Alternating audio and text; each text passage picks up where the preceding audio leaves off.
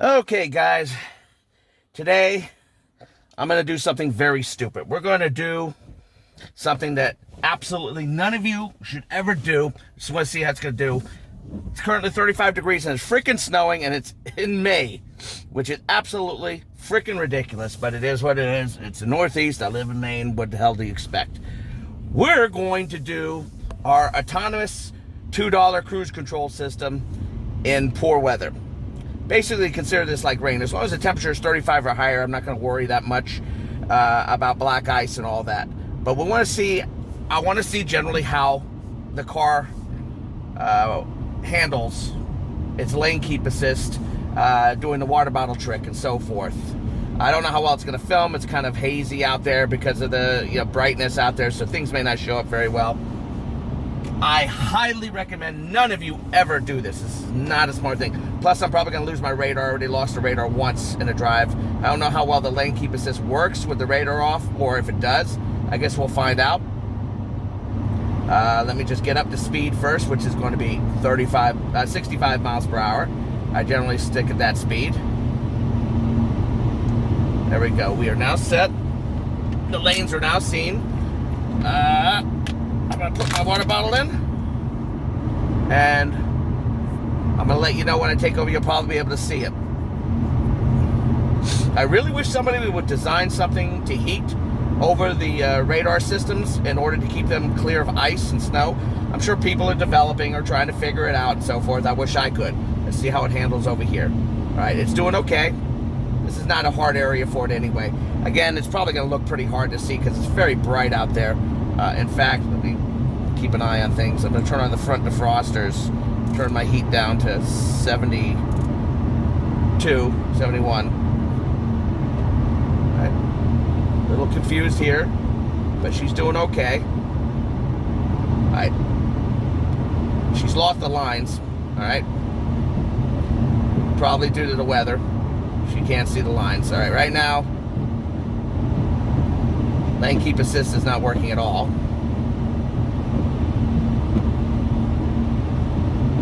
I'm rather shocked. Usually lane keep assist still works in this kind of weather. But she is not seeing lines at all. It's too dangerous. Oh, what the hell am I doing? Duh. You know why it's not doing it? The wipers are going too fast. I have to put the wipers in lower mode. Stupid. I don't need the wipers as high as they were going. When the wipers go in full speed mode for safety systems, it totally threw me off. When the wipers are going at high speed, the lane keep assist will turn off for safety because they assume the weather is so bad you shouldn't be using lane keep assist or being under its influence. Let's say it's just not going to be reliable. So that's what happened. Chalk went up for Verdier being stupid. I forgot totally about that. So I turned down the sensitivity of the wipers. Right now, I mean, we're pretty much straight away. She's having a little bit of trouble here, but she's doing okay. You all can see the steering wheel. And there's very little traffic out, which is also good. It's a Saturday. As I said, it's 36 degrees out. I'm averaging 50.7 miles a gallon. I lost the radar. So radar is gone. So what I'm going to do now is I'm going to switch to standard cruise mode and sit to 65. But it looks like lane keep assist will stay on even though the radar's gotten jammed up. This kind of snow, this is a very sticky, wet stuff. It's sticking all over the car, on the face, and that just pretty much wiped out the radar. I don't know if if it's showing here, whether you can see it. Probably. I'm going to go ahead and clear that out. I can fix that later. I don't remember if she does this turn well or not. We're going to find out or not. Either way, it's bad weather, so I'm going to be exceptionally careful. Yeah, she's not going to make this turn. Yeah, I'm going to give her a little nudge, make her happy. Come on, you can stay on line. Yeah. As long as the curve stays in the same amount without adding, you should take over. She's doing fine. Now, unfortunately, I got to work on the idea I don't have radar. And I'm going to move into the left lane so I'm not behind this guy. No lane change available on this.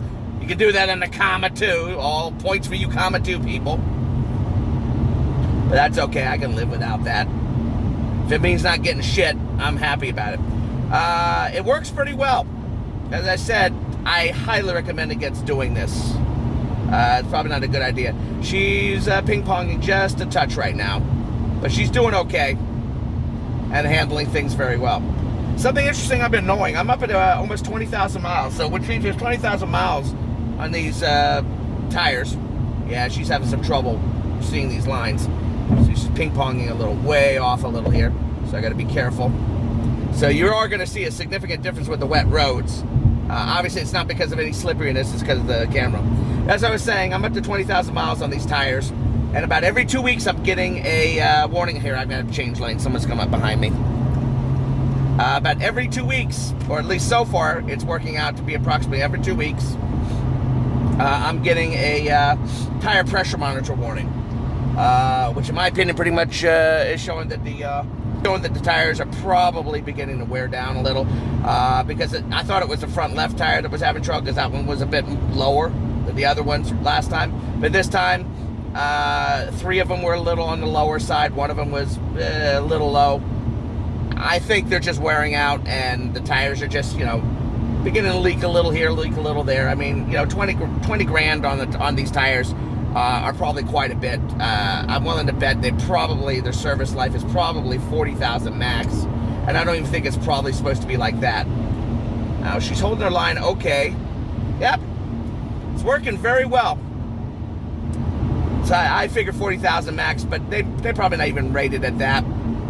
And something funny that a Ford dealership told me, people at Ford told me, he said that he's never seen a set of tires, at least recently, that he's had on cars that came off the lot where the tires lasted the rated amount that they were supposed to. But when he changed them with the same tires, if the customer bought a new set of tires and put them on there, those tires pretty much lasted the full time. I found that very interesting. My adaptive radar come back on? Because I don't have the alert down here anymore. Did it clean itself off? If it did, it would be the first time. Yeah, looks like the adaptive cruise control started working again. I guess it got cleared off. Apparently I have to stop the cruise control before switching. Can't switch on the fly like that. It's got to be off. That's interesting thing to know too. Now you know something new. And the more you know, I can show that little logo, but someone will copyright claim my video. I'm going to shut off the front defrost. That's enough. It's getting too hot in here. The car's doing actually very well. A little bit more ping-ponging than usual, especially when there's a lot more puddles around. Up there. All right, I better just stick on regular cruise control. Had enough? Ha! Because the current cruise control, it failed again, so I'm going to go. There we go. I'm going to go to cruise mode, and now I'm making a truck pass me for no reason because my cruise control failed. I'm not going to worry about it. Oh, great. Now I'm going to get smashed with crud from a truck. That's all I need. She's handling this turn just fine. So, for the record, you can use lane keep assist under standard cruise control. You can use it in wet conditions. Not recommended. Not recommended even slightly, because you're in a lot more dangerous situation now. If you start losing control and your hands aren't automatically already on the wheel, you might not be able to regain control fast enough. So all in all, the auto driving system, the lane keep assist actually does pretty well. We obviously, in the last 2 drives I've probably shown you, there are significant limitations due to torque, and obviously due to the fact that it's not meant to do this. Well, I'm wondering, at 20,000 miles, I really need to do another review on this car. I pretty much said most of what I need to say on this car. She's been perfect for me. Perfect within the points of where I bitch and moan about her. Of course, now I'm on the highway, even going at 65, I'm losing gas mileage in the rain. And it's also 36 degrees, so I'm down to 50.3 for the average for the tank. And I'm about halfway through the gas tank. So, on this car, I'm happy with 50 miles per gallon. 50 to 51 is basically what I get. UEX owners usually going to get higher into the 54, 55. and I never base it on what I get on each drive, because that's baloney in my opinion. I mean, I've gotten drives where it's like 75 miles per gallon, and they weren't fake. I mean, and it wasn't like I was going out of my way. It just happened to be a good road for it and all that. But then I get drives that are 32 or 36. You know, I don't consider those real readings. Those are just basic readings, and when people try to compare based on those, I never understood it. I think anytime you're trying to say what kind of average fuel economy you're getting out of your car, it should be per tank of gas. That makes more sense to me. I mean, you want a little bragging rights here and there, that's fine. All right, she's wobbling a little here. She ain't too happy, but she's chilling.